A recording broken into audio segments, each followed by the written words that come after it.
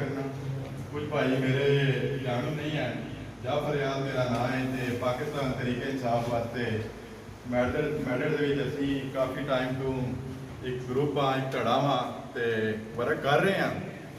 तो मजीद इंशाल्लाह वर्क जोड़ा वो जारी रहेगा। ये किसी वास्ते नहीं, किसी एक बंदे वास्ते नहीं, किसी पार्टी वास्ते नहीं है, पाकिस्तान वास्ते वर्क है। उस बंदे वास्ते वर्क है जोड़ा बंदा पाकिस्तान को एक अच्छे मुकाम पर लैके जाना चाहता है। असी पाकिस्तान तरीके इंसाफ वास्ते हर तरह की सपोर्ट जी है वो हमेशा करने, आइंदा भी करते रहेंगे।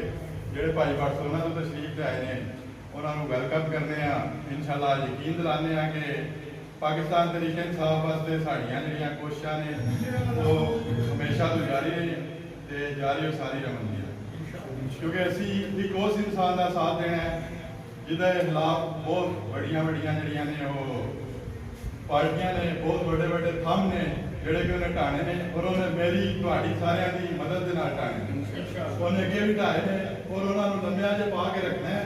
तो मैं तुम सारे ने वह साथ देना है।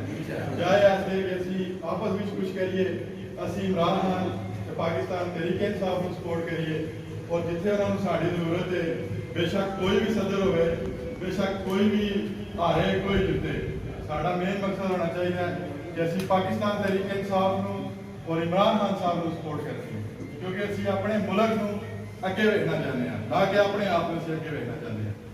कोई भी सदर हो, कोई भी जनरल सैकटरी हो, किसी भी कोई अहदेदार हो, मेन पॉइंट साड़ा एक होना चाहिए कि साड़ी सपोर्ट हमेशा पाकिस्तान तरीके इंसाफ और वज़ीर आज़म इमरान खान साहब वास्ते होनी चाहिए, जोड़ा कि और साड़ी सारे जो असी दोस्त हाँ साड़ी ज़्यादा सपोर्ट होनी चाहिए, क्योंकि असी एक ओवरसीज पाकिस्तानी हाँ और साड़ी आवाज़ हमेशा उस बंदे ने बुलंद की।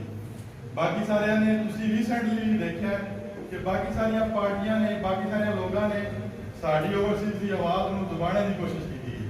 सानू कहा गया कि इन्हों पाकिस्तान की सियासत का नहीं पता, ये पाकिस्तान दी खबरों तो बाखबर नहीं, पाकिस्तान तो बाखबर नहीं। लेकिन इमरान खान साहब ये समझते हैं कि ओवरसीज जितने ने वो पाकिस्तान वास्ते सब तो ज़्यादा दर्जे जो रखने वाले वो लोग ने जिन्हों की मदद के नाल पाकिस्तान जो वो तरक्की कर रहे हैं, पाकिस्तान चल रहा है। इस दलदल के फसे पाकिस्तान को कढ़ने वास्ते ओवरसीज की बहुत ज़्यादा सपोर्ट है, और इन्होंने हुकूम जोड़े ने वो देने चाहिए, वो वास्ते वो कोशिशां ने, तो इंशाल्लाह वो साढ़े वास्ते कोशिशां ने। असी उन्होंने वास्ते हर दम जोड़ा है सुबह शाम जिस टाइम सानू उन्होंने कॉल आए असी हर टाइम हाजिर रहांगे। इसके अलावा बाकी जो मेहमान आए हैं उन्होंने फिर एक दफ़ा शुक्रिया अदा करा, तो उन्होंने अपना बहुत कीमती टाइम सानू दिता है, साढ़े को तशरीफ है ने बड़ी दूरों, तो इंशाल्लाह उन्होंने असी मायूस नहीं करा। पाकिस्तान जिंदाबाद, पाकिस्तान तरीके इंसाफ।